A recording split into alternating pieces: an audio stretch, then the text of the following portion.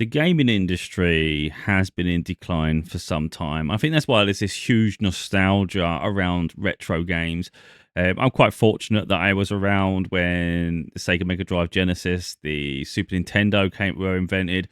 One of my older brothers had an NES, the original Nintendo, when that came out.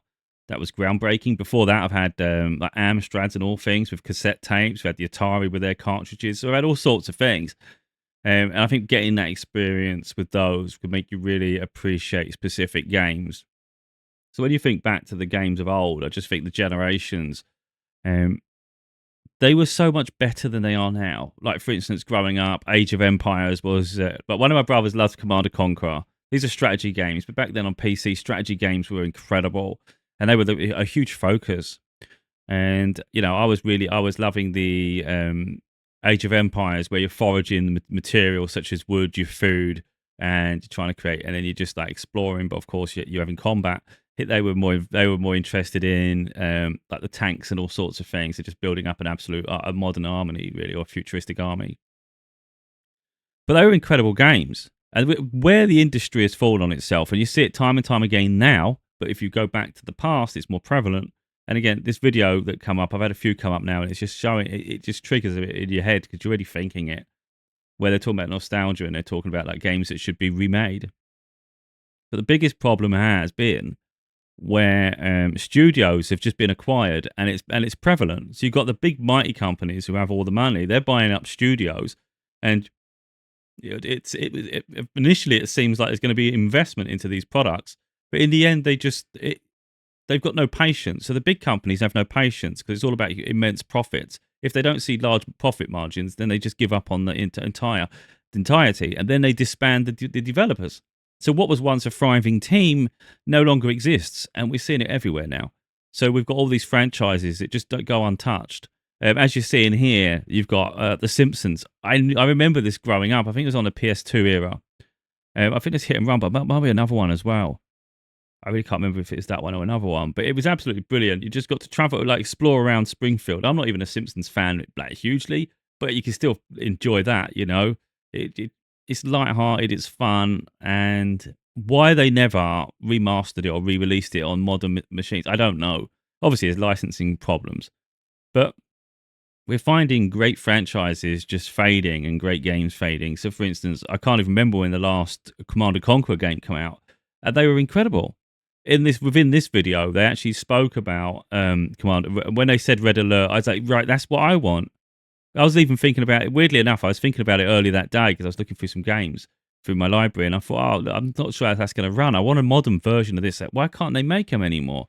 Oh, because they disbanded the studio. Even Microsoft stopped making Age of Empires for years. They've only just recently started doing them again, but a different studio, of course, because so much time has passed. And you just wonder why they gave up in the first place. It was like they were the pinnacle of the genre. So this is the video really where you're going to see a Red Alert. It might bring back some memories to some people, maybe not to others, but I think it was Westwood Studios, like I said, it was incredible back then. Where are the games now? The crap. For the most part, I'm not all games are rubbish. I've got many on my computer that I play and things, but they don't have the same quality that they had in the past. In my opinion, I prefer the past. I love The Legend of Zelda. It's one of my favorite games, and it'll always be up there because what it meant at that time. And I still don't think it's been replicated. In all honesty, I think sometimes it's the games of old that even if they had a new, fresh lease of life of graphics, would absolutely be mental. It's you know these Command and Conquer games as well. Like they're just incredible, and the only thing that's like it really, I think, is StarCraft possibly, but I still don't think it's as good as that. And I just think the studios they're getting smaller and smaller to the point now you're just getting the AAA studios. We're getting some indie ones coming through, but why the originals had to be disbanded? It blows your mind. Um, I think most people agree, but some people have a different opinion. But it was like I don't know if it's a couple of years ago now when EA acquired Codemasters. Codemasters in the past actually made some great games. I'm trying to think of the game now. It was a really good shooting game, like a war. Oh, is it Red something? I've lost the name of it now. I can't remember what it's called. So people might know this one. But I really enjoyed those games. And eventually they just realized where they're more likely to see profits and things. They just focus solely on, for them pretty much, um, racing games. And eventually EA recognized their Need for Speed series and whatnot have been flopping, and they just decided to acquire Codemasters, possibly for the Formula One license. Who knows why? Um, but we're not seeing any innovation in the series now, and what we're seeing actually is an increase in price, which is actually ridiculous, which most people were expecting anyway. But that's what the problem is. You get the big studios, and then also we get regression in the quality, really. I think we're possibly gonna see that in Microsoft as well, because I'm hearing of studios being shut down who were acquired, and it's like, why can't you just leave them alone? It'd be nice if studios just had the balls to. I know money talks, and it's a tough industry, but it'd be nice if some of them just stood up to these big companies and just believed in themselves, because they may just make that one game. A bit like where Grand Theft Auto come from all those years ago. Maybe someone just creates something so original, it takes off, and they become a massive studio. But at the hands of another company, maybe you lose your entire studio. So it's risk reward. Maybe the higher ups get rewarded for it. But I was just getting fed up with the lack of progression within games. It just seems to be with it, there's a coating of graphics, but nothing of substance. And it's frustrating for me because I think for many people, I think losing Sega was huge. That was huge when they left the game console market. I'm predominantly PC gamer, but I like game consoles too, and I just, that really bothered me when they went. And then all of a sudden, Microsoft come through with the Xbox. So thankfully, it was like a little bit of competition in the industry. But I think losing Sega was quite big, and you just can't help but think all the franchises that have been lost along the way. It's just been left behind. For instance, growing up, I quite liked Streets of Rage.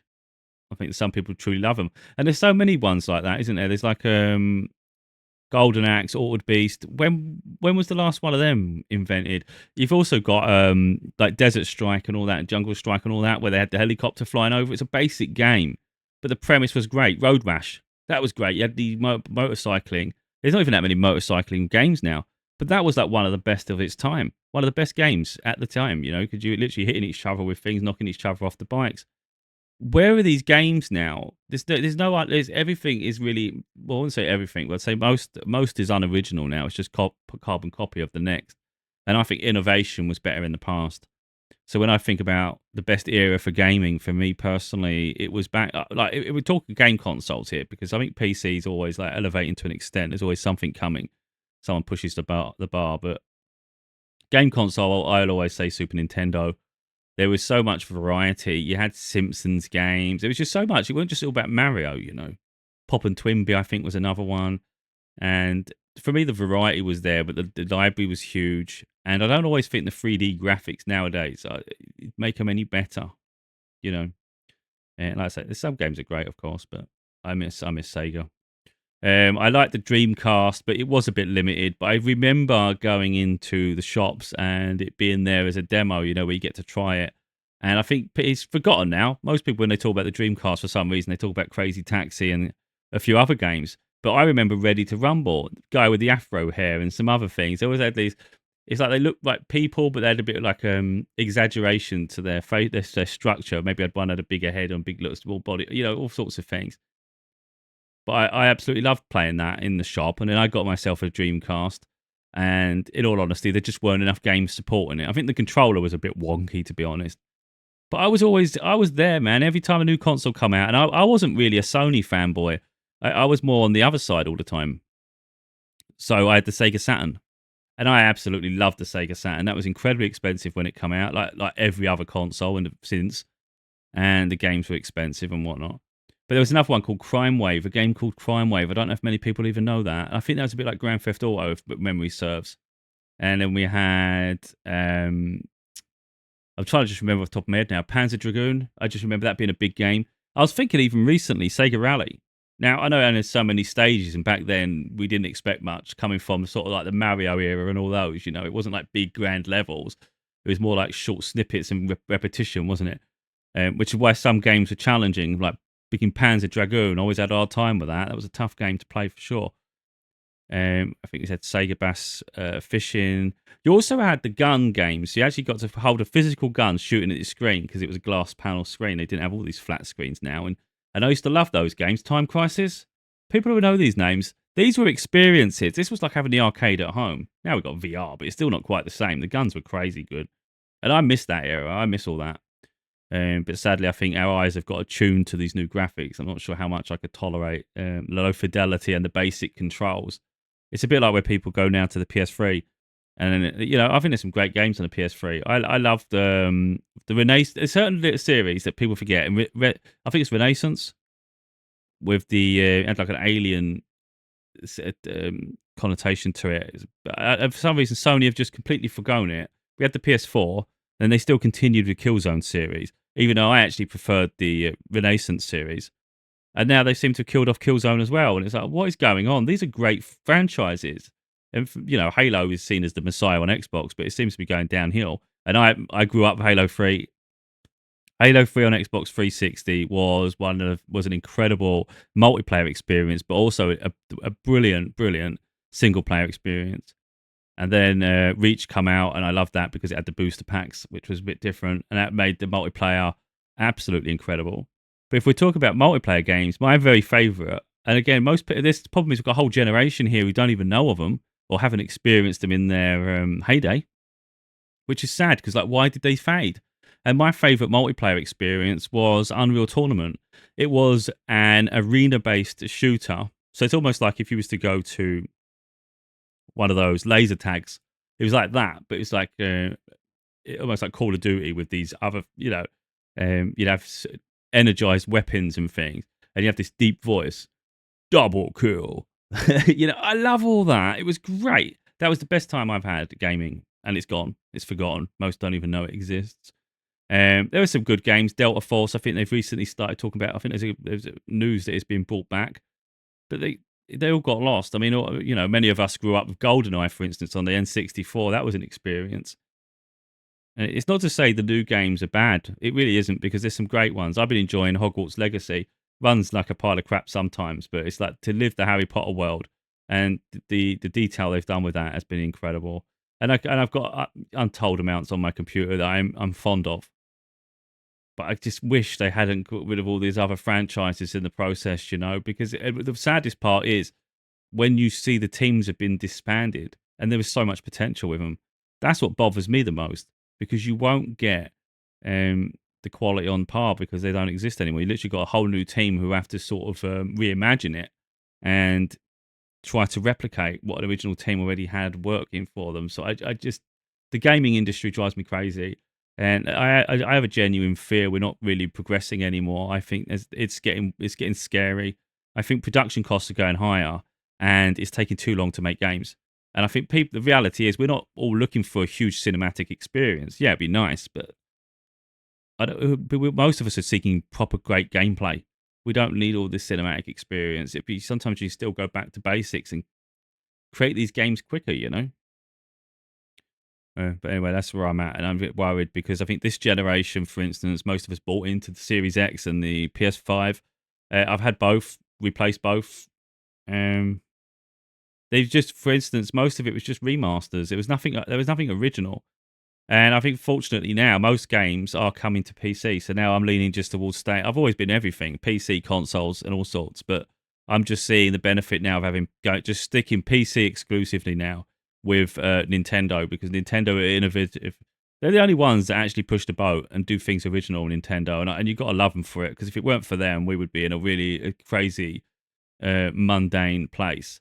I was thinking just earlier, why don't Valve make games anymore? Half-Life was like ahead of its time. Team Fortress is what started off the team online multiplayers, a bit like Overwatch.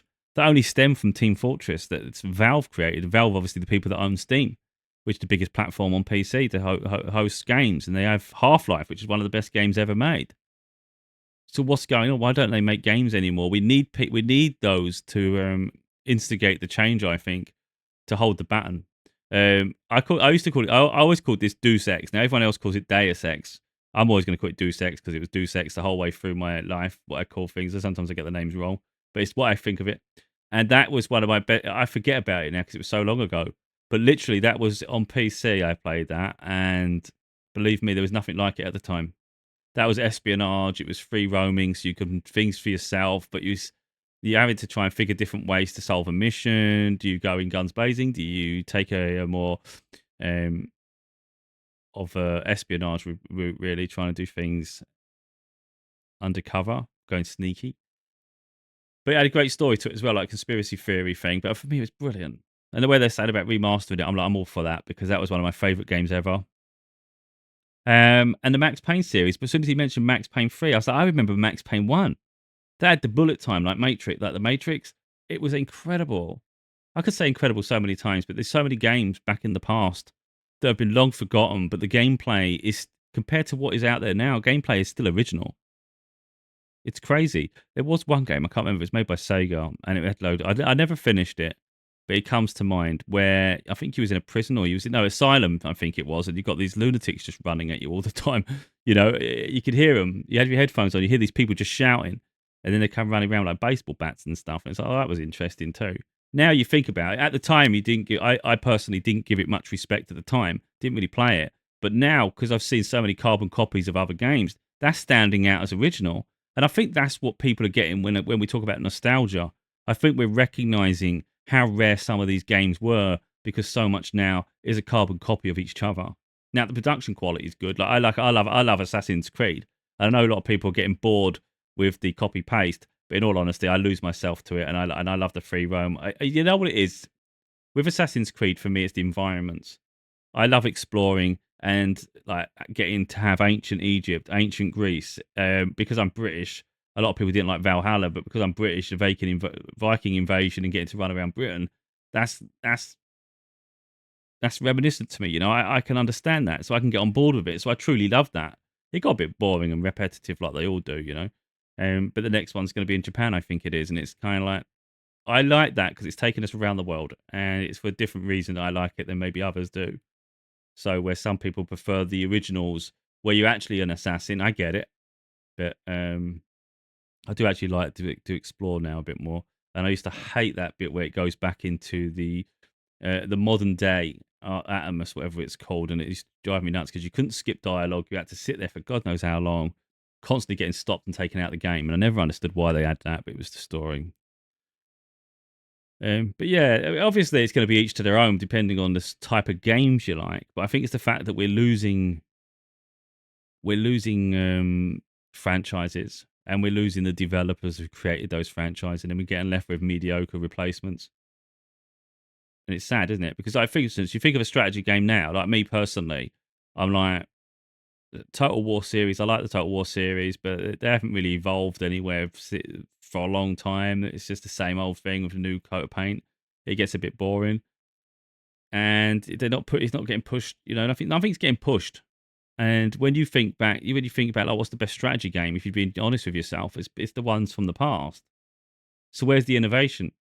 We've slapped it with a new coat of paint, but we're taking away features.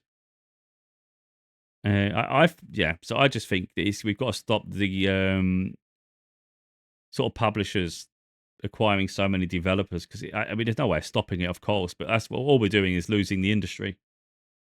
It's wild, isn't it? So we've got there's talk like, for instance, that Xbox could leave the gaming industry and they just focus on Game Pass, which is crazy considering the companies they've acquired. But imagine if they did that. Imagine if they just said, "Look, we got cutting our losses," and all those companies got disbanded and things. All those franchises that could get lost. You'd think, well, obviously they may sell them if that ever happened, but what if they didn't? The amount of power companies hold, and especially when they own the IP, and the power to disband progressive developers, I find frightening as hell.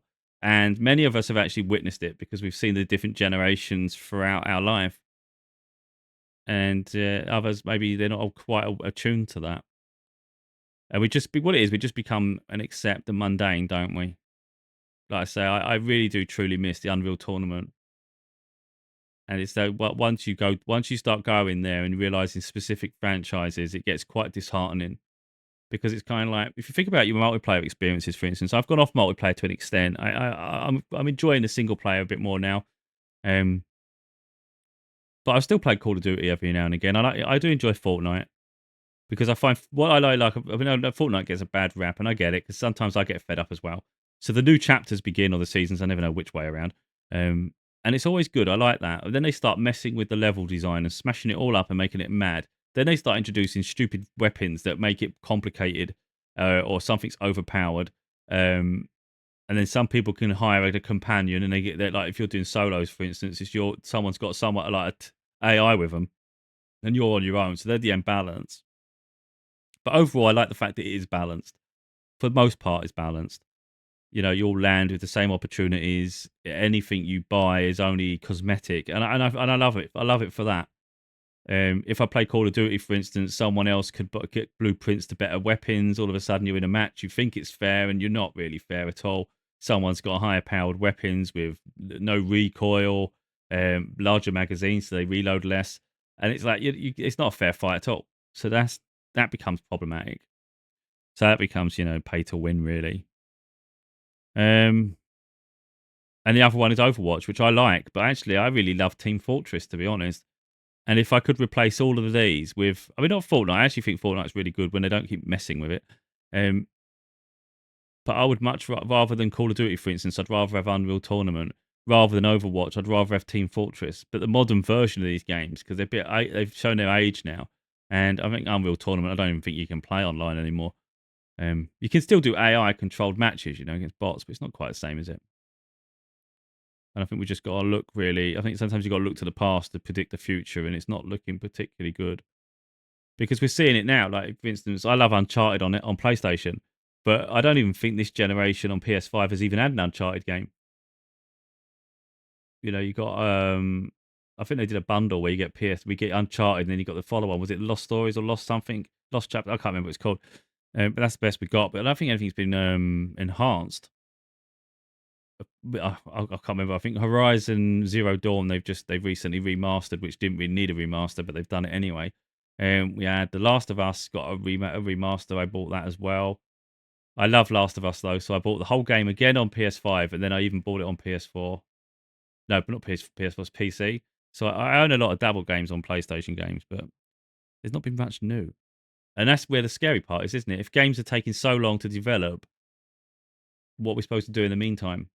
And I think there was a new game. I didn't even know anything about it, but apparently there's this game called Concord or something made by Sony. And it came out on PlayStation for the best part of a week or a month. I can't remember. But then they just cancelled the whole thing and it cost them a fortune to make. And you think, wow, that's crazy. Because it's a live service game, if they're not seeing profits in it or enough growth, they just cancel it and close it all down. It's like, this is mad. And that's where the industry's going. But what I want to know is how they decide these things. How does the industry decide what games everyone wants? Because then who are they asking the questions to? Just because we got buying habits, that's only because that's all what's in front of us. Like I say, I missed the Time Crisis, the House of Dead and things, when you're doing the guns. I miss the days of old when we had a genuine new like Red Alert game called Command and Conquer, the Age of Empires. Um Obviously Age of Empires recently had a new one. I haven't really got on with that yet because it's such a big download. Why do they make a Age of Empires like nearly 100 gig? It's a strategy game. That doesn't even make sense to me. Like, what on earth is taking up all those files? That's madness. Um, but yeah, I'm just a bit. I find it quite infuriating, really, that the best games are realistically the past, and I think that's why, like I said, I think that's why people are snapping up the old games and the consoles. Even I thought recently, should I get another Saturn? Now I've had about 2 or 3 Saturns in my lifetime because I went through a period where I collected them again and I sold it again because I'm not someone that's hoarding too much, to be honest. If it's not going to get much use, then I don't really need it. I don't buy it for that reason. But even I'm like now for talking about it. Like I said, that game I think it was Heatwave. Or was it Crime Wave? I think it's Crime Wave actually. And there was another one called Blinks, I think, on Xbox One. Not Xbox One, the actual original Xbox. It was called Blinks. And I think that's on the backward compatible now. But like I say, games get lost. Cameo was a really good game. I loved that. That was one of the originals, I think, for Xbox 360, like a launch title. That was really, really good. I really enjoyed that. And again, I don't think that gets credit, and I don't think many people know of it. Um, yeah, for some reason, it seems to be launch titles that seem to be the best ones on the products. Isn't that crazy? But yeah, I'm getting demoralised with gaming in a sense. We still play the games, of course, but it's kind of like, why does everything have to get so ruined and exploited? Because if these companies hadn't been so greedy, we could have been playing new iterations of some incredible franchises still today. Instead, we just keep losing them. I think now they're showing us Watch Dogs here, but I wouldn't even be surprised if Ubisoft cancel Watch Dogs. Like, how successful has it been? But it's a great series if they do it properly. You know, there's so much potential. But yeah, we will lose a lot, and we'll keep gaining very little to the point where eventually we just play in VR, and I think that's a bit sad because there should be room for everything.